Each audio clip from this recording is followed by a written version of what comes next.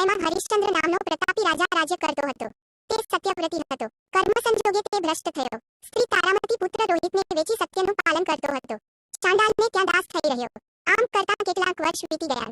આવી સ્થિતિથી તે ત્રાસ પામી ગૌતમ મુનિ પાસે ગયો. તેમને બધી હકીકત કહી સંભળાવી. તેથી ગૌતમ મુનિએ તેને સત્યવાદી હરિશ્ચંદ્ર રાજા જાણી શ્રાવણ માસની વદ અજા એકાદશી કરવા તેને કહ્યું. આથી અગિયારસ કરવાની સાચી રીત ઉપર મુજબ તેને બતાવી. જ્યારે શ્રાવણ વદ અજા એકાદશી આવી ત્યારે રાજાએ ગૌતમ મુનિના કહેવા મુજબ અગિયાર સંપૂર્ણ શ્રદ્ધાથી કરી. તેથી તેના તમામ પાપનો નાશ થયો. આ વ્રતના પ્રભાવથી ઘણા વર્ષો ભોગવવાના તેના દુઃખ દૂર થયા. તેથી તેનો કસોટી કાળ પણ પૂરો થયો. એક દિવસ તેને તેની પત્ની તારામતી મળી. તેનો મરી ગયેલો પુત્ર રોહિત પણ જીવતો થઈ તેને મળ્યો. તે વખતે આકાશમાં ઢોલ નગારા વાગ્યા. વળી વ્રતના પ્રભાવથી તેનું ગયેલું રાજ્ય તેને પાછું મળ્યું.